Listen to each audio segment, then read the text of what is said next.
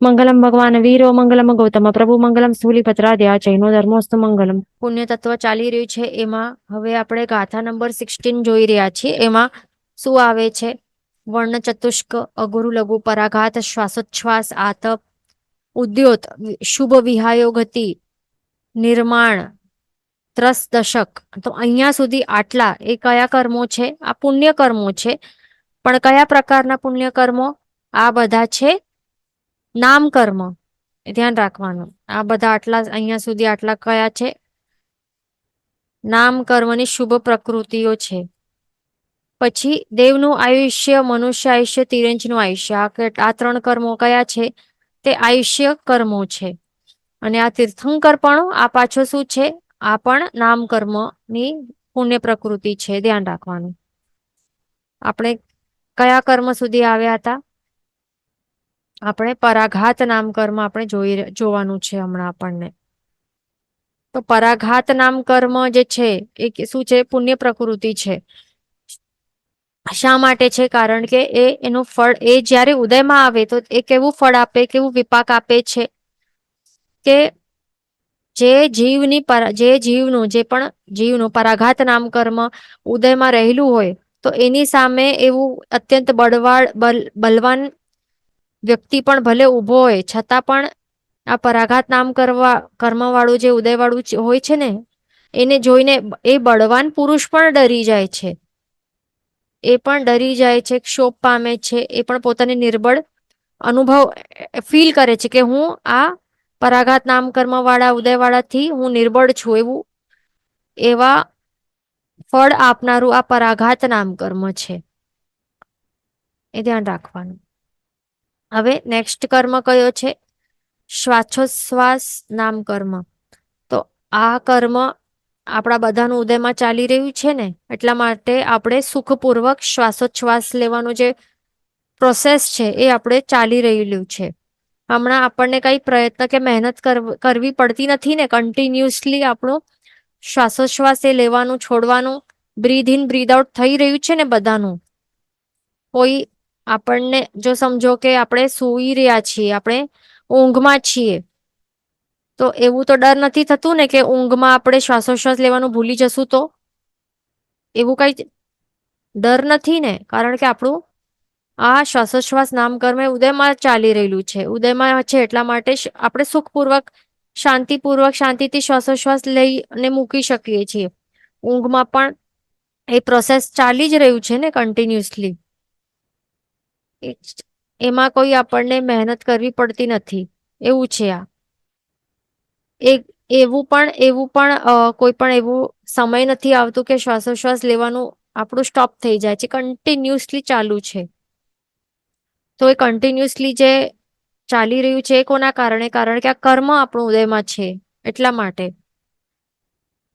તો આ શ્વાસોશ્વાસ નામ કર્મ એટલા માટે એને પુણ્ય પ્રકૃતિ કહેવાય છે. જ્યારે પછી આ મૃત્યુ થાય તો ત્યારે શું થાય?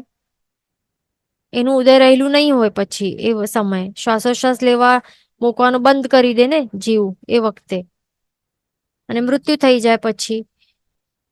તો એ વખતે શું સમજવાનું કે ત્યારે આપણું પુણ્ય નહીં હતું, પુણ્ય પ્રકૃતિ ઉદયમાં નહીં હતી, એટલે કે શ્વાસોશ્વાસ નામ કર્મ ઉદયમાં નહીં હતું. પછી એના કારણે શ્વાસોશ્વાસ લેવાનું મૂકવાનું બંધ કરી દે છે જીવ, મૃત્યુ થઈ જાય છે. પછી નેક્સ્ટ ભાવ જે હોય છે પછી ત્યારે જે શરીર પોતાનું બનાવે ને જે થાય તે ત્યારે એ વાત અલગ.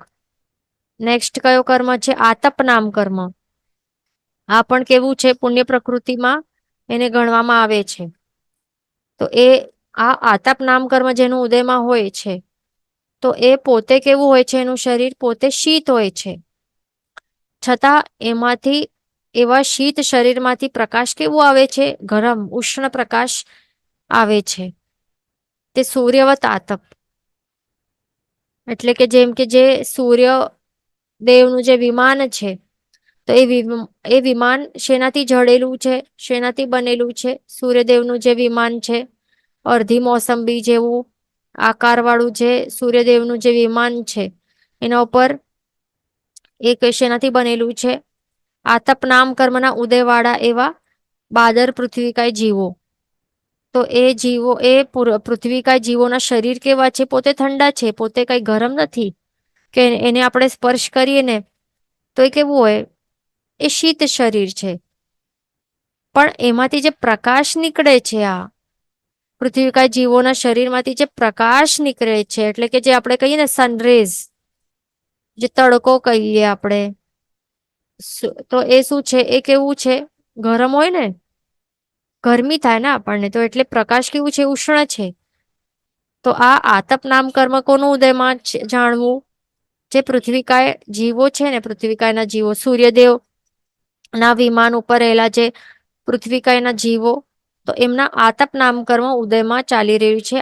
આ કેવી છે? પુણ્ય પ્રકૃતિ છે. નેક્સ્ટ શું છે? ઉદ્યોત નામ કર્મ. તો ઉદ્યોત નામ કર્મ જે પણ જીવોનું ઉદયમાં હોય છે, તો એમનું કેવું હોય છે? પોતાનું શરીર તો શીતલ હોય, પણ એમાંથી શીતલ શરીરમાંથી જે પ્રકાશ નીકળે તે પણ શીતલ હોય છે. તે ચંદ્ર પ્રકાશવત ઉદ્યોત, એટલે કે જે હવે ચંદ્રદેવ છે, ચંદ્રદેવનું જે વિમાન છે ને, ચંદ્રદેવનું જે વિમાન છે એ અર્ધ મોસંબીના આકાર જેવું છે. અને એના ઉપર જે પૃથ્વીકાય જીવો છે, તે પૃથ્વીકાય જીવ, બાદર પૃથ્વીકાય જે જીવો, બાદર પર્યાત પૃથ્વીકાય જીવો, એમના શરીર કેવા છે? પોતે શીતલ છે. અને એમાંથી જે પ્રકાશ નીકળે છે ને, તો એ પણ કેવું છે? આપણા ઉપર આવે આ ચંદ્રપ્રકાશ, એટલે એમનું જે આ શું કહેવાય, પૃથ્વીકાય જીવોના શરીરમાંથી જે નીકળતો જે પ્રકાશ આપણા ઉપર પડે, જેમને આપણે શું કહીએ? મૂનલાઇટ કહેતા હોઈએ ને, તો એ જયારે પડે તો આપણને શીતલતાની અનુભૂતિ થાય ને, ઠંડકની અનુભૂતિ થાય. એટલા જ માટે રાત્રિ કેવી હોય? રાત્રિ ઠંડી હોય ને, ગરમ નહીં હોય, ઠંડક હોય રાત્રે. કારણ કે પ્રકાશ કેવું આવે છે એમાંથી? આ શીતલ પ્રકાશ છે. તો આવા જે પૃથ્વીકાયના જે જીવો છે, જે ચંદ્ર દેવના વિમાનો પર જડેલા છે, એમનું કયો કર્મ ઉદયમાં છે? ઉદ્યોત નામ કર્મ. ધ્યાન રાખો, આ ઉદ્યોત છે, ઉદયોત, ઉદ્યોત, ઉદ્યોત ધ નથી, આવું છે. દ હાફ ઉદ્યો, પછી યો અને ઉદ્યોત છે. એ ઉદ્યોત નથી, ધ્યાન રાખવું. આ લેટર જે છે એ ઉદ્યોત છે. તો ઉદ્યોત નામ કર્મના ઉદયના કારણે શું થાય છે? આ પૃથ્વીકાય જીવો જે પોતાનું શરીર, જે ચંદ્ર ઉપર રહેલા ચંદ્ર દેવના વિમાન ઉપર રહેલા જે પૃથ્વીકાય જીવો છે, એમના શરીર પોતે શીતલ છે. અને એમાંથી જે પ્રકાશ નીકળે છે, મૂનલાઇટ નીકળે છે, એ પણ શીતલ છે. જે ચંદ્રપ્રકાશ નીકળે છે એ પણ શીતલ છે. તો એવા જીવોનું કયો કર્મ ઉદયમાં છે? ઉદ્યોત નામ કર્મ. આ પણ પુણ્ય પ્રકૃતિ છે. પછી નેક્સ્ટ છે કર્મ શુભ વિહાયો ગતિ નામ કર્મ. તો શુભ વિહાયો ગતિ નામ કર્મ જે પણ જીવનું ઉદયમાં ચાલી રહેલું હોય છે, તો એમની ચાલ કેવી હોય? આપણે કહીએ ને, જે ચાલ, જે વોક કરવાની જે સ્ટાઇલ છે, તો એ સ્ટાઇલ કેવી હોય છે ચાલવાની?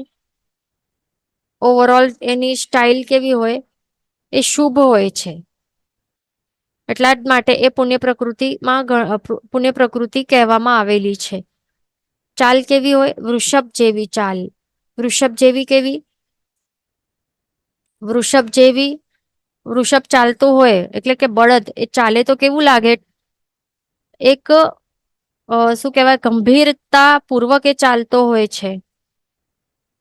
જોવામાં કેવું લાગે? સારું લાગે, કે એક કોઈ એવી રીતે કહી શકાય કે કોઈ એક એક્સપેન્સિવ એનિમલ છે, કે એક રિચનેસ દેખાય, એક પ્રેસ્ટીજ દેખાય. તો એવું હોય છે. જે ચાલનાર વ્યક્તિ હોય ને, માત્ર એનું એ ચાલતું હોય છે, તો કેવું લાગે? વૃષભના ચાલ જેવની એની ચાલની જેમ ચાલતું હોય એ જીવ, તો લાગે એક પ્રેસ્ટિજિયસ પર્સન ચાલી રહેલું છે, એવી એની વોકિંગ સ્ટાઇલ હોય છે. હંસ કેવી રીતે એલિગન્ટલી ચાલતું હોય ને, એલિગન્સ સાથે. હંસ કેવું હોય?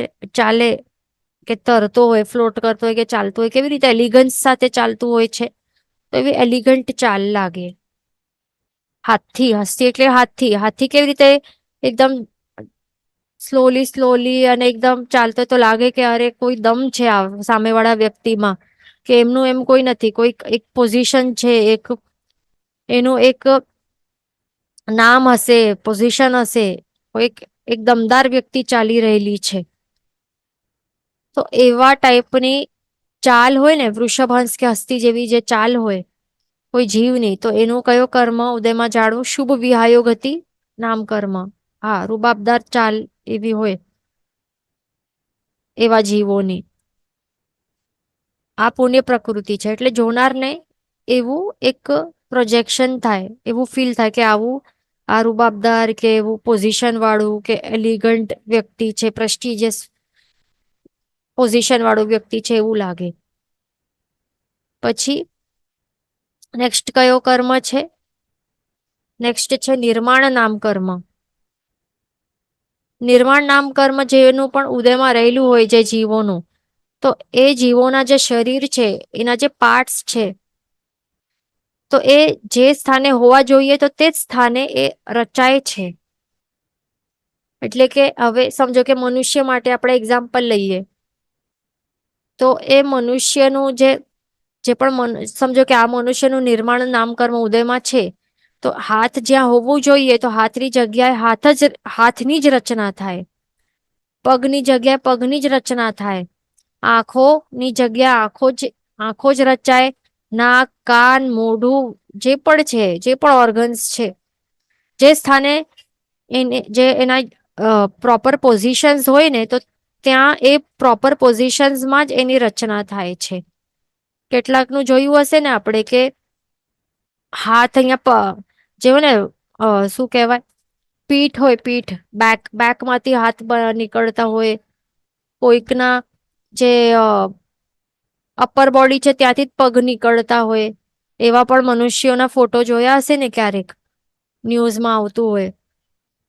જ્યાં ત્યાં ક્યાં પણ નિર્માણ થઈ શકે છે, પોસિબિલિટી રહેલી છે. પણ નિર્માણ નામ કર્મ જો ઉદયમાં હોય, આ એક પુણ્ય પ્રકૃતિ છે, તો જો આ ઉદયમાં રહેલું હોય એવું કર્મ, પુણ્યકર્મ બાંધ્યું હોય, નિર્માણ નામ કર્મ જેવું પુણ્યકર્મ બાંધ્યું હોય અને એ ઉદયમાં જો હોય, તો પછી યથાર્થ સ્થાને બધા શરીરના અવયવોની રચના થાય, જ્યાં અહીંયા ત્યાં ક્યાં પણ નહીં થાય. એ ધ્યાન રાખવાનું. પછી નેક્સ્ટ કર્મ કયું છે? ત્રસ દશક. આ 10 પુણ્ય પ્રકૃતિઓ છે નામ કર્મની. ત્રસ અને દશક, તો આ દશક એટલે કે 10. તો ત્રસ એટલે કે શું? ત્રસ નામ કર્મ.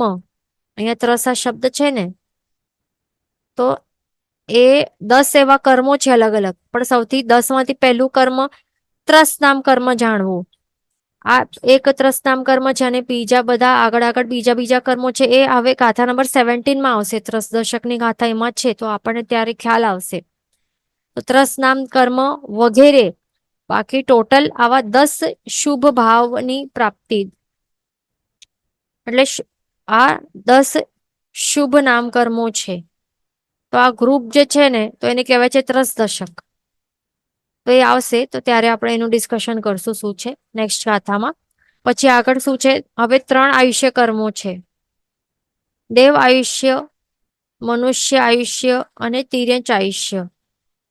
તો આ ત્રણેયને શું કહેવાય છે? શુભ પ્રકૃતિઓ કહેવાય છે, પુણ્ય પ્રકૃતિઓ કહેવાય છે.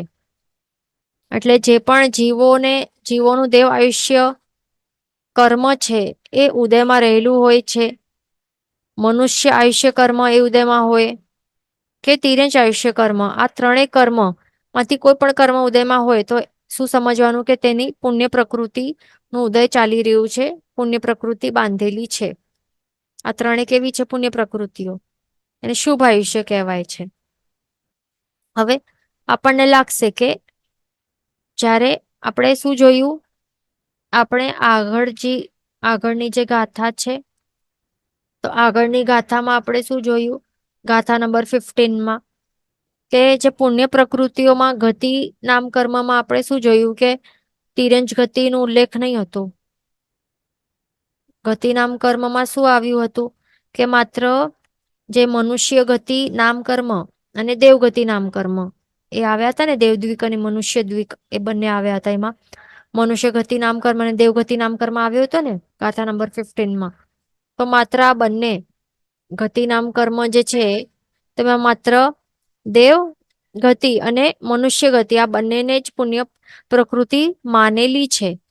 પણ તિર્યંજ ગતિ નામ કર્મનો ઉલ્લેખ નહીં હતું.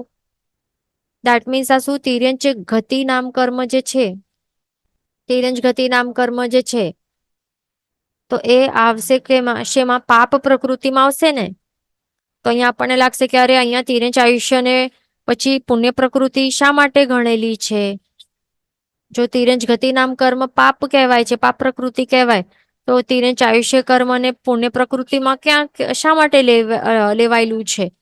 તો એનો આન્સર રીઝન શું છે? તો ધ્યાન રાખવાનું. પહેલા તો આ સમજી લઈ, દેવ આયુષ્ય. તો જે દેવતાઓ હોય છે, તો દેવતાઓ કોઈ પણ દેવભાવ જેને પણ મળે તો શું એને મરવાનું મન થાય? નહીં થાય ને. એટલા માટે એને પુણ્ય પ્રકૃતિ કહેવાયેલી છે. કોઈ પણ મનુષ્ય આયુષ્ય કોઈને પણ આવું મળ્યું હોય તો એને પણ મરવાનું તો કોઈને મન નહીં થાય. વધારે જીવવાનું એ જ મન થાય. દેવતાઓને પણ વધારે જીવવાનું મન થાય, મનુષ્યને પણ જીવવાનું મન થાય. કોઈ હવે તિર્યંચો છે, તિર્યંચ આયુષ્ય જેને પ્રાપ્ત થયેલું હોય, તો તિર્યંચ આયુષ્ય વાળા જે તિર્યંચો છે એમને પણ મરવાનું મન નહીં થાય. એ પણ એ જ જોશે કે એને સર્વાઈવલ કેવી રીતે કરી શકે. એ સર્વાઈવલ, પોતાનું સર્વાઈવલ માટે જ એ કન્ટિન્યુઅસલી પ્રયત્નશીલ રહેલા હોય છે ને. કોઈ પણ હવે સમજો એને મારવા જાય તો શું કરે? સેલ્ફ ડિફેન્સમાં આવી જશે અથવા તો ભાગી જશે. એ જ કરશે ને. ભલે એ બેઇન્દ્રિય જીવ પણ હોય, એ પણ શું ટ્રાય કરશે કે એવું જ સર્કમસ્ટેન્સીસ એ ટ્રાય કરશે જ્યાં એને જીવવા માટે અનુકૂળતા મળે. મરવા જેવું એને ફીલ થતું હોય તો ત્યાં પછી એ તો એકેન્દ્રિય પણ એમાં જ, એ પણ એ જ સમજવાનું કે વનસ્પતિઓનું એક્ઝામ્પલ લઈએ તો જ્યાં એને જીવવા માટે, જ્યાં એને અબ્ઝોર્બ કરવા મળે ન્યુટ્રિયન્ટ્સ, ત્યાં જે એ વધતું જાય. એને લાગે કે અહીંયા તો સૂકું ટાટ છે, તો ત્યાં એ નહીં વધે. એટલે પોતે કઈ રીતે વધારે જીવી શકે એ જ ટ્રાય કરતા. એટલે કે એમને જીવવાનું જ મન થતું હોય છે, મરવાનું તો એને મન થાય નહીં. એટલા માટે તિર્યંચ આયુષ્ય છે એને શુભ આયુષ્ય ગણાય છે, પુણ્ય પ્રકૃતિ ગણવામાં આવેલી છે. એ ધ્યાન રાખવાનું. અને નરક છે, હવે તો નરકની ગણતરી અહીંયા કરેલી નથી. એ પાપ પ્રકૃતિમાં કહેવાશે, કારણ કે નરક આયુષ્ય ની પ્રાપ્તિ જેને થાય તો એ નારકી શું કહેશે કે મને મરવું છે, એક વખત મરી જાઉં, જલ્દી મરવાનું છે, એ જ કહેશે ને. અને વધારે જીવવા ગમશે ત્યાં નરકમાં રહીને કે હજી 1 કરોડ વર્ષ વધારે જીવવું, એક દિવસ વધારે, એક પળ, એને જોઈતું જ નથી. એને નરક આયુષ્ય એને ગમતું જ નથી. અને મરવાનું મન થાય છે ત્યાં. એટલા માટે તે પાપ પ્રકૃતિ જાણવી અને પુણ્ય પ્રકૃતિમાં નથી ગણેલું નરક આયુષ્યને. ધ્યાન રાખવાનું. હવે આ ગાથામાં છેલ્લું નામકર્મ કયું બતાવેલું છે? તીર્થંકર નામકર્મ. તીર્થંકર નામકર્મનું બીજું નામ શું છે? જીન નામકર્મ પણ કહેવાય છે. તીર્થંકર નામકર્મ પણ સેમ છે ને જીન નામકર્મ પણ એક જ છે. તો હવે એમાં શું છે કે આ કર્મ જે છે તીર્થંકર નામ કર્મ, એને પુણ્ય પ્રકૃતિ કહેવાયેલી છે. પણ સૌથી ઉત્કૃષ્ટ જો કહેવાય, સૌથી ઉત્કૃષ્ટ થી ઉત્કૃષ્ટ લેવલની પુણ્ય પ્રકૃતિ કઈ કહેવાય? તો તે આ છે, તીર્થંકર નામ કર્મ. એ સૌથી બેસ્ટ અને ઉત્તમોત્તમ તીર્થંકર પુણ્ય પ્રકૃતિ જાણવી. તો એ શા માટે? કારણ કે જ્યારે એ જે પણ જીવ માટે એ ઉદયમાં આવે તો એના માટે શું થાય? 3 જગતને પૂજ્ય પદવી એને પ્રાપ્ત કરાવે છે આ કર્મ. 3 જગતે પૂજ્ય પદવી વાળું કેવલીપણું પ્રાપ્ત થાય છે. એને કેવલ જ્ઞાન પ્રગટ થાય છે જીવને, અને એના કારણે પછી એ 3 લોકમાં એ પૂજ્ય બને છે. પ્લસ જે ઉત્તમોત્તમ પુરુષો છે એનાથી પણ એ પૂજ્ય બને છે. ઉત્તમ પુરુષો કોણ કહેવાય છે મનુષ્યમાં? ચક્રવર્તીઓ હોય, રાજા હોય, તેઓ પણ એમને પૂજા કરે છે. દેવગતિમાં કોણ છે ઉત્તમ? જે ઇન્દ્રો છે, જે ઇન્દ્ર. તો ઇન્દ્ર દ્વારા પણ એ પૂજ્ય બને છે. આ જેનું તીર્થંકર નામકર્મ ઉદયમાં હોય, એ જ્યાં જાય ત્યાં બધાના રોગો, નવા જૂના રોગો મટી જાય, થાય નહીં. કેવું કેવું હોય છે આ પ્રભાવ એનો. પોતા માટે પણ અષ્ટમહાપ્રાતિહાર્યથી તે પૂજ્ય બને છે. એના અતિશય કેટલા બધા પ્રગટ થાય છે. એટલે કેટલું બધું આ તીર્થંકર નામકર્મ એ જીવ માટે એ બેસ્ટેસ્ટ સર્કમસ્ટેન્સીસ ઊભા કરી નાખે છે. એના શરીરમાં મળમૂત્ર જેવા એવા પણ એવા કે રોગ હોય કે મેલ હોય કે પરસેવા હોય એ કાંઈ ઉત્પન્ન થતા નથી. આ મળને હોય છે પણ એ કેવા અદ્રશ્ય હોય છે. સુગંધી શ્વાસોશ્વાસ હોય છે. લોહી પણ કેવી હોય? સફેદ. 34 અતિશય એ પણ પ્રગટ કરાવે છે. એટલે કેટલું બધું એ પ્લસ એ સૌથી મેઇન તો શું, ધર્મતીર્થની સ્થાપના કરાવે છે આ. અને એના આલંબનથી કેટલા બધા જીવોનું શું થાય છે? મોક્ષની અવસ્થાની પ્રાપ્તિ કરે છે. કેટલા બધા જીવો સમકિતની પ્રાપ્તિ થાય છે. કેટલા બધા જીવો દેશવીરતી સર્વવીરતી સ્વીકારે છે. ચતુર્વિધ સંઘની સ્થાપના કરે છે. એટલે કેટલું ઉત્તમોત્તમ આ પુણ્ય પ્રકૃતિ ગણાય છે, ગણવામાં આવે છે. એવું છે આ. નેક્સ્ટ આપણે આગળ ચાલશું. ગાથા નંબર 17માં ત્રસ દશકનું બતાવે છે કે આ ત્રસ દશક પણ પુણ્ય પ્રકૃતિમાં જાણવી તો એ કયા 10 પ્રકારના કર્મો છે, નામ કર્મો, તે આપણે પહેલા તો ગાથા સ્વીકારશું. બધાને સાથે કહેવાનું છે. તસ બાયર પજ્જત્તમ પત્તેય ધીરમ શુભમ ચ શુભગમ ચ સુસર આઈજ્જ જસમ તસાઈ દસગમ ઈમમ હોઈ. પાછો એક વખત ગાથા ગ્રહણ કરશું. તસ બાયર પજ્જત્તમ પત્તેય થીરમ શુભમ ચ શુભગમ ચ સુસર આઈજ્જ જસમ તસાઈ દસગમ ઈમમ હોઈ. હવે શબ્દાર્થ ગાથાર્થ સમજી લઈએ. તસ એટલે કે ત્રસ, બાયર એટલે કે બાદર, પજ્જત્તમ એટલે કે પર્યાપ્ત, પત્તેય એટલે કે પ્રત્યેક. હવે એનું બધાનું મિનિંગ આવશે આગળ. દરેક શબ્દનું મિનિંગ શું છે એ વિશેષાર્થમાં સમજશું. સ્થિરમ એટલે કે સ્થિર, શુભમ એટલે કે શુભ, શુભગમ એટલે કે સૌભાગ્ય, સુસ્સર એટલે કે સુસ્વર, મધુર સ્વર, આઈજ્જ આદેય, જસમ એટલે કે યશ, તસાઈ એટલે તસ અને આઈ, તસ એટલે કે ત્રસ, આઈ એટલે કે ઇત્યાદિ કે વગેરે, દસગમ એટલે કે 10 ભાવ, દશ ભાવ, ઈમમ એટલે કે એ પ્રમાણે, હોય એટલે કે છે. હવે ગાથાર્થ સમજી લઈએ.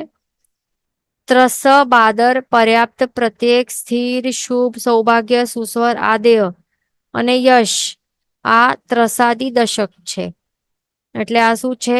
આ નામ કર્મો બતાવે છે. આ જે બધા પુણ્ય પ્રકૃતિ છે. આ 10 પ્રકારની પુણ્ય પ્રકૃતિઓ છે અને 10 નામ કર્મો છે. આ તો એને શું કહેવાય છે? ત્રસાદી દશક, ત્રસ દશક. તો ત્રસ દશક શા માટે દશક? કારણ કે 10 કર્મો અહીંયા 10 કર્મોનું એક ગ્રુપ બતાવે છે.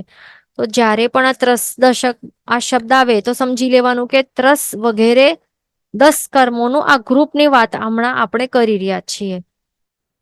તો ત્રસાદી એટલે કે શું? ત્રસ વગેરે. તો ત્રસ નામ કર્મ અને આ બાકીના વગેરે આ બધા. એટલે ત્રસાદી શા માટે વર્ડ છે? જસ્ટ બીકોઝ ત્રસ અહીંયા પહેલું અહીંયા આવે છે ને, ત્રસ નામ કર્મ અહીંયા પહેલું આવેલું છે આ વર્ડ. એટલા માટે બસ આ જ રીઝન છે. એટલા માટે કહેવાય છે કે ત્રસ વગેરે.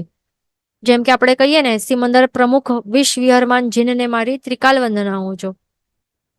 સિમંદર પ્રમુખ અને બીજા બધા 20 બાકીના જે 19 વિચરતા ભગવંતો. તો એવી રીતે છે ત્રસ નામ કર્મ વગેરે બાકીના જે ટોટલ મળીને બધા મળીને 10 થાય છે. એને કહેવાય છે ત્રસાદી દશક. આ પાકું કરવું પડશે આપણને કે ત્રસ નામ આ ગાથા પાકી કરશું તો એ પણ યાદ રહી જશે કે ત્રસ દશકમાં કયા 10 કર્મો છે એ બધા આવડવું કમ્પલસરી છે બધાને 10 કર્મો કયા છે ધ્યાન રાખવાનું. તો એ ગાથા પાકી કરશું આપણે. આ કર્મ ગ્રંથમાં પણ કામમાં આવશે, ખૂબ કામમાં આવશે. આગળના સિમિલર ગાથા છે એમાં પણ. તો 10 બાયર પજ્જતમાં આખી ગાથા પાકી કરી લેશું તો પછી 10 કર્મો એમના એમાં આવડી જશે. હવે આપણે વિશેષાર્થ સમજી લઈએ કે સૌથી પહેલું ત્રસ દશકમાં સૌથી પહેલું તો ત્રસ નામ કર્મ જ આવશે ને. તો જે ત્રસ નામ કર્મ છે એ જેના ઉદયમાં હોય, જે પણ જીવના ઉદયમાં હોય તો એ શું કેવું વિપાક આપે છે? એક એવા પ્રકારનું શરીર ની પ્રાપ્તિ કરાવે છે કે જે હાલવા ચાલવા યોગ્ય હોય છે. જે હાલવા ચાલવા પોતાની ઈચ્છાથી એ હાલી ચાલી શકે ને એવા ટાઈપનું શરીર ની પ્રાપ્તિ એ કરાવે છે આ ત્રસ નામ કર્મ. એટલે લાગે છે ને આ પુણ્ય પ્રકૃતિ છે. જેનું આ ત્રસ નામ કર્મ ઉદયમાં નહીં હોય તો એને કેવું શરીર મળે કે ઈચ્છા હોય છતાં પણ એ સ્થિર રહેવું પડે, એને હાલી ચાલી નહીં શકે. જેમ કે એક્ઝામ્પલ કોણ, જે એકેન્દ્રિય જીવો છે, સ્થાવર 5 સ્થાવર એકેન્દ્રિય જીવો એ કેવા છે? હવે કોઈ જે આપણે હાથમાં સમજો કે શું હોય, દૂધી રહેલી છે, દૂધી હોય આપણા હાથમાં, એ શું છે? સ્થાવર એકેન્દ્રિય વનસ્પતિકાય જીવ છે. પ્રત્યેક વનસ્પતિકાય છે ને એને આપણે શું કરવા જઈએ? એ જીવતો જ છે. એને આપણે સમારવા પ્રયત્ન કરીએ, ચાકુ ફેરવા જઈએ, થોડુંક કાપ્યું, એને ફીલ થયું, એને ઘણી વેદના થાય છે કે હવે મને એવી રીતે કાપવામાં આવે છે, એને ફીલ થાય, સમારવામાં આવે છે, મને મારા ઉપર શસ્ત્રનું ઉપયોગ કરવા, પ્રહાર કરવામાં આવેલું છે, ભયંકર વેદના થાય છે, છતાં પણ શું એ ભાગી શકે છે? ત્યાંથી ભાગી નથી શકતો, હાલી ચાલી શકતો નથી, એક્સપ્રેસ કરી શકતો નથી, તડપી શકતો નથી, તડફડી શકતો નથી ને એ દૂધીનો જીવ. બસ એવું જ છે કે એ સ્થિર રહેવું પડે છે. ઈચ્છા હોય તો પણ એ હાલી ચાલી શકતો નથી, કારણ કે એનું ત્રસ નામ કર્મ ઉદયમાં નથી. એનું સ્થાવર નામ કર્મ છે, ઉદયમાં સ્થિર રહેવું પડે છે. અને અહીંયા ત્રસ નામ કર્મ કેવું છે? હાલી ચાલી શકે, થોડું કંઈક હોય, તકલીફ હોય તો એ ભાગી શકીએ, તડફડી શકીએ, એક્સપ્રેસ કરી શકીએ. અહીંયાની પ્રતિકૂળતા છોડીને જ્યાં પ્રતિકૂળતા હોય તો ત્યાં આપણે અનુકૂળતા હોય ત્યાં આપણે ચાલ્યા જઈ શકીએ છીએ. જ્યાં પ્રતિકૂળતા હોય ત્યાં જઈ શકીએ છીએ. તો એવું શરીર આવું કરી શકે, હાલવા ચાલવા યોગ્ય એવા શરીરની પ્રાપ્તિ કોણ કરાવે? ત્રસ નામ કર્મ આવું એ શરીર પ્રાપ્ત કરાવે છે. એટલા માટે પુણ્ય પ્રકૃતિ કહેવાય છે. તો કોને મળે છે? જે બે ઇન્દ્રિય જીવને મળેલું છે આ ત્રસ નામ કર્મ નું ઉદય. તે ઇન્દ્રિય જીવો, ચૌરિન્દ્રિય જીવ અને પંચેન્દ્રિય. એટલે બેન્દ્રિય, તેન્દ્રિય, ચૌરિન્દ્રિય અને પંચેન્દ્રિય. એટલે કે જે વિકલેન્દ્રિય છે અને પંચેન્દ્રિય જીવ, એમ આટલા જીવોને શું કહેવાય? ત્રસ જીવો કહેવાય છે. કારણ કે એમનું ત્રસ નામ કર્મ છે આ ઉદયમાં રહેલું છે. ધ્યાન રાખવાનું. એટલે કે આ પુણ્ય પ્રકૃતિ જાણવી. પછી છે બાદર નામ કર્મ. ત્રસ દશકમાં બીજું કર્મ કયો છે? બાદર નામ કર્મ. આ બધા નામ કર્મ છે, ધ્યાન રાખવા. ખાલી ત્રસ કર્મ કે બાદર કર્મ આવી રીતે લખી દઈશું ને તો રોંગ થઈ જશે. એનું જે સાચું નામ છે એ લખવું કમ્પલસરી છે બધાને. ખાલી ત્રસ કર્મ એવું કોઈ કર્મ નથી. બાદર કર્મ એટલે શું? મોટું કર્મ. ત્રસ કર્મ એટલે શું ખબર? એટલે આ બધા અધૂરો હોય તો એ ખોટું થઈ જાય. જે નામ હોય તે નામ બાયહાટ કરવું પહેલાથી જ.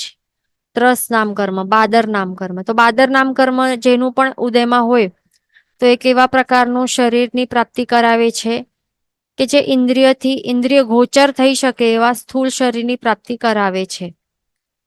ઇન્દ્રિય ગોચર એટલે કે શું? કે ઇન્દ્રિયો ગોચર એટલે કે પ્રાપ્ત. ઇન્દ્રિયને પ્રાપ્ત થઈ શકે. પ્રાપ્ત એટલે કે શું? કે જે ગ્રાહ્ય, ઇન્દ્રિયોથી ગ્રાહ્ય બની શકે, ગ્રાહ્ય કે પ્રાપ્ત થઈ શકે એવા પ્રકારનું સ્થૂલ એટલે કે મોટું એટલે કે બાદર. એવા પ્રકારના સ્થૂલ મોટા બાદર શરીરની પ્રાપ્તિ એટલે મોટા સાઈઝની વાત છે અહીંયા. મોટા સાઈઝ, સ્થૂલ સાઈઝ વાળા શરીરની પ્રાપ્તિ કરાવે છે તો એને કહેવાય છે બાદર નામકર્મ. હવે એમાં એ નહીં સમજવાનું કે કોઈ મનુષ્ય એકદમ મોટા જાડા જાડા હોય તો એમની વાત નથી અહીંયા. જે પાતળા પાતળા પણ હોય મનુષ્ય એમાં પણ દેખાય છે ને, ઇન્દ્રિયોથી ગ્રાહ્ય થાય છે ને તેમનું શરીર પણ, તો બસ એમનું બાદર નામકર્મ ઉદયમાં રહેલું છે સમજવાનું. એટલે કે અહીંયા મોટાપાની વાત નથી. અહીંયા મોટા પાતળાની વાત નથી. અહીંયા શું છે કે જે પણ ઇન્દ્રિયોથી ગોચર થઈ શકે એવા સ્થૂળ શરીર વાળા, જે એટલે કે ઇન્દ્રિયોથી ગ્રાહ્ય બની શકે એવા સ્થૂળ શરીરની પ્રાપ્તિ થાય તો તે બાદર જીવો કહેવાય છે. અને તે બાદર નામકર્મ ઉદયમાં એમનું સમજવાનું. તો એમાં જે પણ બાદર જીવો છે, હવે બાદર જીવો આપણે ભણ્યું છે જીવ વિચારમાં લાસ્ટ યર, એ બધાનું સમજી લેવાનું. કયા બાદર જીવો? એક તો જીવ સૂક્ષ્મ હોય છે, આપણે ભણ્યું હતું ને, સૂક્ષ્મ સ્થાવર એક, 5 સૂક્ષ્મ સ્થાવરિક ઇન્દ્રિયો આપણે ભણ્યા હતા. 5 સૂક્ષ્મ સ્થાવર એક ઇન્દ્ર જીવો. તો આ બધાનું બાદર નામકર્મ ઉદયમાં નથી, એટલે આ એમને છોડી દેવાનું. એમને છોડીને બાકીના જે બધા છે ને બધા બાદર જીવ સમજવા, બધા બાદર નામકર્મના ઉદયવાળા સમજવા. જ્યાં સૂક્ષ્મ સ્થાવર એક ઇન્દ્રિયો છે ને, 5 સૂક્ષ્મ સ્થાવર એક ઇન્દ્રિયો, એમને આપણે ઇન્દ્રિયોથી તે ગોચર થઈ શકે છે. ગોચર એટલે કે શું? દેખાવવું કે ગ્રાહ્ય બની શકે. હવે ઇન્દ્રિયો કેવી છે? બધા જોઈ શકે એવી ઇન્દ્રિય નથી ને. 5 ઇન્દ્રિયો છે તો એમાંથી જોઈ શકનાર કોણ છે? આંખો છે, ચક્ષુર ઇન્દ્રિય છે. અને બાકી કેવી છે? અલગ અલગ ટાઈપથી એ જાણી શકે છે ને. કાન છે, સાંભળી શકે છે. જીભ છે એ ટેસ્ટ જાણી શકે છે. સ્પર્શનેન્દ્રિય છે એ સ્પર્શ જાણી શકે છે. બધા અલગ અલગ અનુભવો લઈ શકે છે. બધા અલગ અલગ વસ્તુઓ જાણી શકે છે. એટલા માટે અહીંયા ગોચર શબ્દ છે, જોઈ શકે એવું અહીંયા શબ્દ નથી. એ ધ્યાન રાખવાનું. કારણ કે વાયુકાયના જીવો છે, શું આપણે જોઈ શકીએ છીએ? એમને નથી જોઈ શકતા ને. પણ બાદર વાયુકાય જીવો જ્યારે આપણા શરીરને સ્પર્શે તો એમનું જે આપણું જે સ્પર્શનેન્દ્રિય છે, તો સ્પર્શનેન્દ્રિય દ્વારા એની અનુભૂતિ થઈ શકે છે ને, કે ઠંડુ પવન છે કે ગરમ ગેસ છે કે શું છે, એ ખ્યાલ આવી શકે ને. સ્પર્શે છે તો લાગે છે હા હવા આવે છે, એટલે કે બાદર વાયુકાય જીવો છે એ હમણાં અહીંયાથી ત્યાં પસાર થયા છે. તો મેન શું છે કે 5 ઇન્દ્રિયો છે, બધાના અલગ અલગ ફંક્શન્સ છે, અલગ અલગ વસ્તુઓ જાણી શકે છે અથવા તો જોઈ શકે છે. એટલા માટે અહીંયા ગોચર શબ્દ લખેલું છે, ધ્યાન રાખવાનું. જોઈ શકે નથી લખેલું. એટલે જે સ્થૂલ શરીર વાળા જે જીવો હોય છે, જે બાદર જીવો હોય છે, બાદર નામકર્મના ઉદયવાળા જીવો, તો એમનું 5 ઇન્દ્રિયો એ ગ્રાહ્ય કરી શકે છે એવા ટાઈપનું શરીરની પ્રાપ્તિ કરાવે છે. પણ જે 5 સૂક્ષ્મ સ્થાવરિક ઇન્દ્રિય જીવો છે તો તે કોઈ પણ ઇન્દ્રિય દ્વારા ગ્રાહ્ય નથી બની શકતા. આપણે એને ન સ્પર્શી શકીએ, ન જોઈ શકીએ, ન ટેસ્ટ લઈ શકીએ, ન સૂંઘી શકીએ, ન સાંભળી શકીએ, કાંઈ એનું થઈ નહીં શકે. 5 ઇન્દ્રિયો એને ગ્રાહ્ય, આપણી 5 ઇન્દ્રિયો એને ગ્રાહ્ય કરી જ નથી શકતા એમના શરીરનું. એટલું નાનકડું, એટલું ટાઈની સાઈઝનું શરીર હોય, એટલા નાનકડું સૂક્ષ્મ શરીર હોય છે. એ ધ્યાન રાખવાનું. પછી નેક્સ્ટ કયો કર્મ છે? પર્યાપ્ત નામ કર્મ. પર્યાપ્ત નામ કર્મમાં પણ પુણ્ય પ્રકૃતિ જાણવી. કારણ કે જે પણ જીવોનું આ પર્યાપ્ત નામ કર્મ ઉદયમાં હોય તો એ જીવો પોતાની જે સ્વયોગ્ય પર્યાપ્તિઓ છે તો તે પૂરી કરી શકે છે અને પછી જ એનું મૃત્યુ થઈ શકે છે. એટલા માટે પુણ્ય પ્રકૃતિ કહેવાય છે. એવા જીવોને શું કહેવાય? પર્યાપ્ત જીવો કહેવાય છે. આપણે જીવ વિચારમાં પણ ભણ્યું હતું. પર્યાપ્તા જીવો, અપર્યાપ્તા જીવો ભણ્યું હતું ને. તો જે પણ પર્યાપ્તા જીવો શું કરી શકે? પોતાની સ્વયોગ્ય જે પર્યાપ્તિઓ છે તો તે પૂરી કરી શકે છે, અને પછી જેટલું આયુષ્ય એટલું જીવે અને પછી મૃત્યુ થઈ શકે છે. એટલે એવું નથી થતું કે પર્યાપ્તિઓ પૂરી કરતા પહેલા જ મૃત્યુ થઈ ગયું, એવું નથી બનતું એમના માટે, કારણ કે પર્યાપ્તા નામકર્મ ઉદયમાં છે, એ ધ્યાન રાખવાનું. પછી નેક્સ્ટ કયો કર્મ છે? પ્રત્યેક નામ કર્મ. પ્રત્યેક નામ કર્મ શું કરાવે છે? પ્રત્યેક એટલે કે શું? કે એક શરીર, સોરી, એક આત્મા છે, એક આત્માને એક જ શરીરની પ્રાપ્તિ થાય. એટલે કોઈ શેરિંગ બેઝિસ નથી અહીંયા, શેર કરવાની જરૂર નથી પડતી. એક જીવને પોતાનું એક શરીર મળે તો એને કહેવાય છે પ્રત્યેક નામકર્મનું ઉદય રહેલું આ પ્રત્યેક જીવ છે, આ પ્રત્યેક શરીર વાળું જીવ છે. એટલે એટલા માટે શેરિંગ બેઝિસ નથી, પોતાનું પર્સનલ આખો શરીર મળે છે પોતાને યુઝ કરવા માટે, એટલા માટે એને પુણ્ય પ્રકૃતિ કહેવાય છે. હવે બીજું કયો કર્મ છે? સાધારણ નામ કર્મ હોય છે. કેવું હોય? અનંતકાય જીવોનું એક શરીરમાં કેટલા અનંતા જીવો છે, અનંત આત્માઓને બધાને શેરિંગ બેઝિસમાં રૂમ આપેલું છે એક જ, એટલે કે એક જ શરીર આપેલું છે, એમાં અનંતા જીવો એક સાથે રહેતા હોય છે શેરિંગ બેઝિસ ઉપર. તો એ કેવી, એ પુણ્ય પ્રકૃતિ નહીં કહેવાય એને, એ સાધારણ જીવોને, સાધારણ વનસ્પતિકાય જીવોને ધ્યાન રાખવાનું. એટલે એક શરીરમાં એક આત્મા રહેલું હોય છે, એક આત્માને એક શરીર મળે પોતાનું પર્સનલ યુઝ કરવા માટે, તો એવા જીવોને શું કહેવાય છે? પ્રત્યેક નામકર્મના ઉદયવાળા, પ્રત્યેક શરીરવાળા જીવો. તો એમાં કોણ હોય છે? કોનું આ પ્રત્યેક નામકર્મ ઉદયમાં છે? આપણા બધાનું પ્રત્યેક નામકર્મ તો ઉદયમાં છે, પણ બીજા બધા જ જીવો, માત્ર જે અનંતકાય છોડીને, એટલે કે જે સાધારણ વનસ્પતિકાય આ છોડીને બાકી બધા જ જીવો એ પ્રત્યેક નામકર્મના ઉદયવાળા જીવો છે. ધ્યાન રાખવાનું. કયા જીવો છોડીને? જે સૂક્ષ્મ અથવા તો બાદર, સૂક્ષ્મ અથવા તો બાદર સાધારણ વનસ્પતિકાય છે ને, તે પછી ભલે પર્યાપ્ત હોય કે અપર્યાપ્ત હોય, એનું વાત નથી અહીંયા. શું પર્યાપ્ત હોય કે અપર્યાપ્ત, પર્યાપ્ત અથવા તો અપર્યાપ્ત સૂક્ષ્મ અથવા તો બાદર, એવા બધા જ સાધારણ વનસ્પતિકાય જીવો, એમને છોડીને બાકીના જે બધા જીવો છે બધા પ્રત્યેક નામકર્મના ઉદયવાળા છે, એ ધ્યાન રાખવાનું. એટલે કોણ કોણ? કે જે સૂક્ષ્મ બાદર પૃથ્વીકાય, સૂક્ષ્મ બાદર અપકાય, સૂક્ષ્મ બાદર તેવકાય, સૂક્ષ્મ બાદર વાયુકાય અને પ્રત્યેક વનસ્પતિકાય. ઓકે, આટલા આગે આવી ગયા એક ઇન્દ્રિય વાળા. પછી બીજા બધા બે ઇન્દ્રિય વાળા, બધા તે ઇન્દ્રિય, બધા ચૌરિન્દ્ર અને બધા પંચેન્દ્રિય, એ બધાનું પ્રત્યેક નામકર્મ ઉદયમાં છે, ધ્યાન રાખવાનું. અહીંયા ક્વેશ્ચન છે કે ત્રસ में अर्थवम में दो बॉडी होता है, તો જે અર્થવમ છે ને, આ એક બેન્દ્રિય જીવ છે અર્થવમ, તો આ ત્રસ્કાય કહેવાય છે.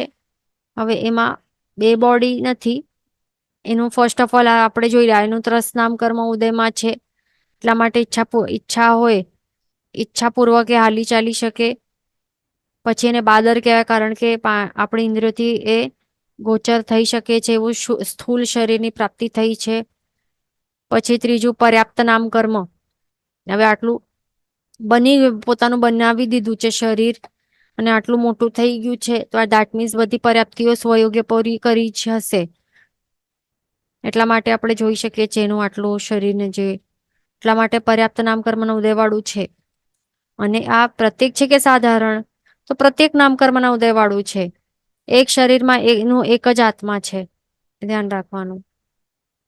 પછી નેક્સ્ટ શું છે? સ્થિર નામ કર્મ. તો સ્થિર નામ કર્મ આ પુણ્ય પ્રકૃતિ કહેવાય છે, કારણ કે જે પણ જીવનું ઉદયમાં છે, આ ઉદયમાં રહેલું હોય આ સ્થિર નામ કર્મ, તો એમના જે આવા અમુક અવયવો છે ને, જે બોન્સ છે, દાંત છે, ટીથ છે, તો તો એવા જે અવયવોની સ્થિરતા કે દૃઢતા પ્રાપ્ત થાય છે. એટલે કે હવે દાંત છે એ સ્થિર છે ને, આપણા કેવા છે, હાલી ચાલી રહેલા છે નહીં ને, એ સ્થિર રહેલું છે. જીભ છે, આપણી જીભ કેવી રીતે ચાલે છે અહીંયા ત્યાં આપણી બધાની, એની જેમ ચાલે છે. દાંત નથી ચાલતા ને. હાડકા પણ એક પોઝિશનમાં રહેલા છે. હવે જોઈન્ટ્સ જેવી રીતે હોય, જોઈન્ટ્સ ની જેવી રીતે ચલાવે તેવી રીતે ચાલે, પણ અહીંયાથી તો સ્થિર છે ને, જોઈન્ટ્સ થી જ્યાં જોઈન્ટેડ ત્યાં જોઈન્ટ છે તો ત્યાંથી સ્થિર છે. ઇલાસ્ટિક કે રબડ જેવા છે, આવા આવા આમ આમ આમ આમ ધજાની જેમ ફરકી રહ્યા છે નહીં ને. બોન્સ કેવા છે, ધજાની જેમ ફરકી નથી રહ્યા. ઇલાસ્ટિક કે રબડ કે જેલી જેવા નથી, પણ સ્થિર છે. દાંત કેવા છે, સ્થિર છે. રબડ જેલી જેવા નથી, જીભ જેવા નથી, સ્થિર છે, દ્રઢતા છે એમાં. તો એ કોના કારણે? સ્થિર નામકર્મના ઉદયના કારણે. એટલા માટે આ પુણ્ય પ્રકૃતિ છે. પછી નેક્સ્ટ અહીંયા હા એક ક્વેશ્ચન છે કે બે આત્મા હોતા હૈ ના અर्थवम में in one body or it's only one as they move in both direction. તો એમના માટે શું છે? ફર્સ્ટ ઓફ ઓલ, આ કયો કેટલા ઇન્દ્રિય વાળું જીવ છે? બે જ ઇન્દ્રિય વાળું જીવ છે. તો બે ઇન્દ્રિય કઈ કઈ મળેલી છે? એક તો સ્પર્શનેન્દ્રિય અને બીજું કયો છે? રસનેન્દ્રિય. એવું છે. તો હવે માત્ર આ બે જ ઇન્દ્રિયો છે.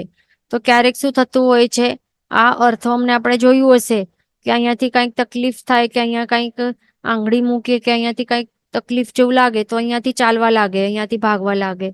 અહીંયા કંઈક ઓબ્સ્ટ્રક્શન આવી જાય તો આ ડિરેક્શનમાં ચાલવા લાગે. તો દેટ મીન્સ કે એવું એ નથી કે એનું અહીંયા એક માથું, એટલે અહીંયા આંખો છે કે ત્યાં આંખો છે, બંને બાજુ આંખો છે, એ નથી. એના પાસે આંખો જ નથી, ન તો બે આત્મા પણ નથી એના. એક શરીરની અંદર એક જ આત્મા છે, પ્રત્યેક જીવ છે. આ સ્પર્શનેન્દ્રિય દ્વારા જ્યાંથી પણ એને ફીલ થાય કે અહીંયા આ થાય છે, તે થાય છે, તો ત્યાંથી એ બીજી ડિરેક્શનમાં ચાલવા લાગે છે. બસ એ જ છે એનું. પછી નેક્સ્ટ કર્મ છે શુભ નામ કર્મ. શુભ નામ કર્મ આ પુણ્ય પ્રકૃતિ કહેવાય છે, કારણ કે જે પણ જીવનું આ ઉદયમાં ચાલી રહેલું હોય શુભ નામ કર્મ, તો એને શું મળે છે? જે નાભીથી ઉપરના જે અવયવો છે ને, જે ઓર્ગન્સ છે, જે બોડી પાર્ટ્સ છે, એ બધા શુભ પ્રાપ્ત થાય છે. એટલા માટે એને શુભ નામ કર્મ કહેવાય છે. જે પણ નાભીથી ઉપરના જે અવયવો હોય છે એ બધાને શુભ કહેવાય છે. તો આ કર્મનો ઉદયથી આ બધા જે શુભ અવયવ, એટલે જે સિમ્પલ છે કે નાભીથી ઉપરના અવયવો બધાને શુભ કહેવાય. તો એ બધા અવયવો આ શુભ નામ કર્મના ઉદયથી પ્રાપ્ત થાય છે જીવને. એટલા માટે એને પુણ્ય પ્રકૃતિ કહેવાય છે. પછી છે સૌભાગ્ય નામ કર્મ. તો સૌભાગ્ય નામ કર્મ પણ પુણ્ય પ્રકૃતિ કહેવાય છે, કારણ કે જે પણ જીવનું ઉદયમાં હોય તો એનું ફળ એ શું આપે છે કે એ જીવ બીજા કોઈ પણ જીવ ઉપર ઉપકાર નહીં કરે, છતાં પણ એ બીજા જીવને, બીજા જે પર્સન્સ હોય ને, તો એને ગમતા હોય છે. એટલે કઈ હેલ્પ પણ નહીં કર્યું હોય, કઈ ઉપકાર પણ નહીં કર્યું હોય, ના એડવાઇસ આપી હોય, ન કઈ ફિઝિકલી હેલ્પ કર્યું હોય, દ્રવ્યથી હેલ્પ નહીં કર્યું હોય, કઈક વચનો દ્વારા હિત વચનો નહીં આપેલા હોય, કે હેલ્પ એડવાઇસ નહીં કરેલી હોય, કઈ પણ ઉપકાર કોઈ પણ જાતનું કરેલું નહીં હોય, છતાં પણ એમનું એમ જ સામેવાળા બીજા જીવોને એ પ્રિય થાય છે. એટલા માટે એને સૌભાગ્ય નામ કર્મ એ પુણ્ય પ્રકૃતિ કહેવાય છે. આપણે જોયું હશે ને કે જેવા એવા જીવો હોય છે, એવા અમુક નેતાઓ હોય છે પોલિટિક્સમાં, તો એ કઈ હજી હવે સમજો કે નવા ઉભીને આવ્યા હોય છે, છતાં પણ એ કઈ એવું સાચે કઈ ઉપકાર કર્યું હોય નહીં, છતાં પણ બધાને પ્રિય થઈ જાય બધા માટે. તો એવી રીતે એ તો છોડો, આપણા ફ્રેન્ડ સર્કલમાં પણ એવા રહેલા હોય સૌભાગ્ય નામ કર્મના ઉદયવાળા, તો કઈ હેલ્પ પણ કર્યું નહીં હોય, છતાં પણ બધાને એ પ્રિય લાગે, અને આપણને લાગે અરે હું તો કેટલું હેલ્પ કરું છું, આ એક પર્સનનું હું તો કેટલું હેલ્પ કર્યું છે, અને આ તો કઈ કરતો નથી એના માટે, છતાં પણ એને એ જ પ્રિય લાગે છે. હું કેમ પ્રિય નથી લાગતો? તો સમજવાનું કે આપણું સૌભાગ્ય નામ કર્મ ઉદયમાં નથી, પણ એ બીજા જીવનું સૌભાગ્ય નામ કર્મ ઉદયમાં છે, એટલા માટે એમનું એમ જ એ પ્રિય લાગે છે બીજાને. પછી છે સુસ્વર નામ કર્મ. તો એક એવું છે જેનું પણ સુસ્વર નામ કર્મ ઉદયમાં હોય, તો એના માટે શું સમજવાનું કે એ પુણ્ય પ્રકૃતિ ઉદયમાં ચાલી રહી છે, એના કારણે એને કોયલ જેવું મધુર સ્વરની પ્રાપ્તિ થાય છે. કૌકિલ્ય એટલે કે કોયલ, કોયલ જેવો મધુર સ્વર એને પ્રાપ્ત થાય.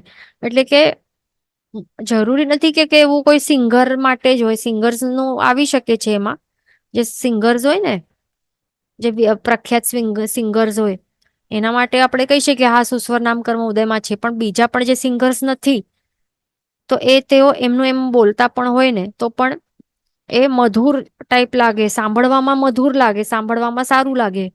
જરૂરી નથી કહું કે કોયલ જેવું જોવું જોઈએ, મેન મધુરતા લાગે એ સાંભળીને. તો એવા સ્વર વાળા જે મધુર સ્વર જેમને મળ્યું હોય, તો એનું શું સમજવાનું કે એનું સુસ્વર નામ કર્મ ઉદયમાં ચાલી રહેલું છે, એટલે ઇરિટેટિંગ નહીં લાગે મેન. પછી છે આદેય નામ કર્મ. તો જેનું પણ આદેય નામ કર્મ ઉદયમાં છે, તો સમજવાનું કે એનું પુણ્ય પ્રકૃતિ ઉદયમાં છે, કારણ કે એ જીવનું જે પણ યુક્તિ વિકલ વચન હોય, એટલે કે અયુક્ત વચન હોય, એટલે કે શું, પહેલા તો યુક્તિ એટલે કે ઇન્ટેલિજન્સ, વિકલ એટલે કે ઓછું, એટલે કે ઓછી ઇન્ટેલિજન્સ વાળું, એટલે કે એવું કઈ હોય નહીં, એટલે કે એમાં કોઈ એવું ઇન્ટેલિજન્ટ વસ્તુ હોય નહીં. એમનું એમ જ વચન કાંઈ પણ બોલે છે, નોર્મલ વચનો બોલે છે, છતાં પણ એ જીવ ઉપર લોક આદર ભાવ કરે છે. અથવા તો એના એવા કોઈ પણ એવા સમજો કે અયોગ્ય વચનો પણ બોલતું હોય, તો પણ બધા લોકો એનું એ સ્વીકારી લે, આદર ભાવ કરે.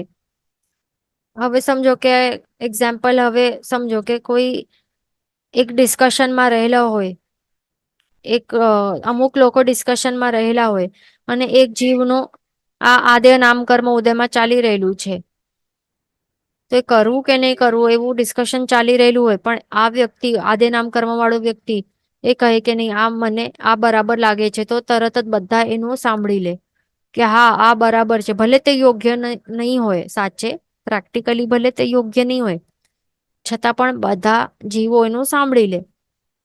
એ આપણે પોલિટિશિયન્સમાં આપણે જોયું હશે, પોલિટિક્સમાં કે અયોગ્ય એવું કહેતા હોય, છતાં પણ બધા પબ્લિક શું કરે કે હા સાચું કહે છે, આદર ભાવ કરે એનું, ભલે અયોગ્ય વચન હોય, સેન્સલેસ વચન હોય, ઇલોજિકલ હોય, કે લાગે કે હવામાં વાતો કરે છે, મોટી મોટી વાતો, એવું એવું લાગતું હોય સાચે, છતાં પણ એનું સાંભળી લે, કારણ કે એનું આદ્ય નામ કર્મ ઉદયમાં ચાલી રહેલું છે, આદર ભાવ કરે લોકો એનું. હવે સેલિબ્રિટીઝ માટે પણ સમજી શકે, જે પણ એડવર્ટિઝમેન્ટ કરતા હોય, અયોગ્ય વચનો કહેતા કે અરે આનાથી કોઈ કાળું સ્કિન વાળું વ્યક્તિ એકદમ વ્હાઈટ બલ્બ જેવું એ ચમકી જશે, વ્હાઈટ બલ્બ જેવું ચમકશે, ઘોરું થઈ જશે, એવું અયોગ્ય અને સેન્સલેસ વસ્તુ કહેતા હોય, છતાં પણ આદ્ય નામ કર્મ રહેલું હશે કે આ વ્યક્તિ એ પર્ટિક્યુલર પર્સનનું, કે એનું સાંભળી લે, આદર ભાવ કરે, અને એ પછી એવો ક્રીમ પછી લેતા જાય, ભલે એ કાળીની કાળી ચામડી જેવી છે એવી જ રહે, અને હજી વધારે દાગ ધબ્બા થઈ જાય, તો પણ એવું હોય છે. તો એ જીવ જેનું ઉદયમાં હોય, એનું બધું બધા સાંભળી લે, એટલા માટે એના માટે શું હોય, એ પુણ્ય કર્મ કહેવાય છે. અહીંયા ક્વેશ્ચન છે કે આદેશ માનવું તે, તો જરૂરી નથી તે આદેશ રૂપ હોય. આદેશ એટલે કે ઓર્ડર રૂપ કે આજ્ઞા રૂપ હોવું જરૂરી નથી. સજેશન હોય કે સ્ટેટમેન્ટ હોય, માત્ર સ્ટેટમેન્ટ એ કરે છે કે સજેશન આપે છે, એડવાઇસ આપે છે, કે આદેશ પણ કરી શકે, કંઈ પણ કહે, તો એ બધું સામે વાળા સાંભળી લે, એવું હોય છે આ કર્મનું વિપાક. નેક્સ્ટ કયો છે યશ નામ કર્મ. તો આ કર્મ પણ પુણ્ય પ્રકૃતિ કહેવાય છે, કારણ કે જે પણ જીવનું આ કર્મ ઉદયમાં હોય, તો એનું લોક, એ જીવની લોકમાં યશ કીર્તિ થાય છે. યશ કીર્તિ થવી એટલે કે પોતે જે એરિયામાં રહેતા હોય ત્યાં પણ, અને ત્યાં તો એનું પોપ્યુલારિટી વધી જાય, નામના થઈ જાય, પણ આજુબાજુના ગામડાઓમાં પણ એનું નામ ફેલાય, એવું હોય છે આ યશ નામ કર્મ. આવી રીતે આપણે કેટલા કર્મો જોયા? 10 કર્મો જોયા. એ બધા 10 નામ કર્મોના ભેદો છે. અને બધાને ત્રસ આ બધાને શું પુણ્ય તત્વમાં એનું સમાવેશ કરેલું છે, કારણ કે બધા પુણ્ય પ્રકૃતિ છે. જ્યારે એનું ઉદય આવશે પોતપોતે, જ્યારે પણ ઉદયમાં આવે છે તો ત્યારે એ શુભ અનુભવો આપે છે, શુભ ફળો આપે છે. તો આ 10 કર્મોને શું કહેવાય છે? એક ગ્રુપને ત્રસ નામ કર્મ વગેરેને શું કહેવાય છે? ત્રસ દશક કહેવાય છે. ધ્યાન રાખવાનું. તો આવી રીતે આપણે કેટલા કર્મો જોયા. અહીંયા આપણું પુણ્ય તત્વ પણ અહીંયા કમ્પ્લીટ થાય છે. પુણ્ય તત્વના ટોટલ આપણે પુણ્ય તત્વમાં કેટલા કર્મો આવે છે? ટોટલ 42 પુણ્ય પ્રકૃતિ આવે છે. આ નંબર પણ યાદ કમ્પલસરી પાઠ કરવું કમ્પલસરી છે. તો 42 કઈ કઈ આપણે જોઈ? એક વેદનીય, કઈ? શાતા વેદનીય. એવી રીતે આવી રીતે પણ પાકું હોવું જોઈએ, અને નામ વાઇઝ પણ પાકું હોવું જોઈએ. બધાનું કમ્પલસરી છે. ગાથા પાકી કરી લેશો તો પછી વધારે મહેનત કરવાની જરૂર પડશે નહીં, કે 37 કયા કર્મો છે બધું આવડી જશે. ગાથાઓ પાકી કરવાની છે બસ. એક શાતાવેદનીય કર્મ આવે છે પુણ્ય પ્રકૃતિમાં, +2 ગોત્ર કર્મ, અરે સોરી, બીજું એટલે કે એક જે ઉચ્ચ ગોત્ર કર્મ તે એક આવશે, પ્લસ અહીંયા 1 લખી લેવાનું, નહીં તો ગડબડ થઈ જશે. અહીંયા મિસ્ટેક છે આ બુકમાં. અહીંયા 1 આવશે. એક વેદનીય એટલે કે શાતા વેદનીય, પ્લસ એક ગોત્ર કર્મ. કયો? ઉચ્ચ ગોત્ર કર્મ. 3 આયુષ્ય કર્મ, દેવ, મનુષ્ય અને તિર્યંચ. આ 3 આયુષ્ય કર્મ, પ્લસ અહીંયા 37 નામ કર્મો જે ગાથાઓમાં આવેલા છે એ બધા. તો એ ટોટલ મળીને કેટલા થાય છે? 37, 38, 39, 40, 41, 42. કેટલા થયા? 42 થયા. તો આવી રીતે 42 નામ કર્મના આપણે સોરી 42 પુણ્ય પ્રકૃતિ જોઈ. અને આ 42 પુણ્ય પ્રકૃતિઓ જે છે એ પુણ્ય તત્વમાં એનો સમાવેશ થાય છે. એટલે મેન આપણે પુણ્ય તત્વમાં 42 પુણ્ય પ્રકૃતિ સમજી લીધી. પણ હવે આ પુણ્ય તત્વ શું છે તો તે હવે જાણવાનો ઉદ્દેશ આપણે સમજશું, કે જાણવાનો ઉદ્દેશ શું છે. આ 42 પ્રકૃતિ નું પણ સ્વરૂપ આપણને સમજવાનું છે. તો નેક્સ્ટ ટોપિકમાં આવશે, નેક્સ્ટ ક્લાસમાં કન્ટિન્યુ કરશું. જીન વચન વિરુદ્ધ બોલાયું હોય તો મિચ્છામિ દુક્કડમ સર્વ મંગલ માંગલ્યમ. હા, અહીંયા લખેલું છે બુકમાં ઉદ્યોત આપેલું છે, તો એ ઉદ્યોત નથી. ધ્યાન રાખવાનું, ઉદ્યોત નથી. આવી રીતે જે લેટર લખવામાં આવે છે ને, આ ધ નથી. ધ કેવું હોય? આવું હોય છે હિન્દીમાં. ગુજરાતીમાં ધ આવું હોય. આ હિન્દીનું ધ અને આ ગુજરાતીનું ધ. તો આ લેટર જે છે શું આ આવું છે? આવું નથી. આ ધ નથી, ઉદ્યોત નથી. આ લેટર ક્યારે બને છે? જ્યારે દ, હાફ દ પ્લસ યો એને મિક્સ કરવામાં આવે તો ત્યારે આવું લખાય છે. એને કહેવાય છે ઉદ્યોત. ધ્યાન રાખવાનું. નેક્સ્ટ ક્લાસમાં કન્ટિન્યુ કરશું. જીન વચન વિરુદ્ધ બોલાયું તો મિચ્છામિ દુક્કડમ સર્વ મંગલ માંગલ્યમ સર્વ કલ્યાણ કારણમ પ્રધાનમ સર્વ ધર્માણમ જન્મ જયતિ શાસનમ પ્રણામ.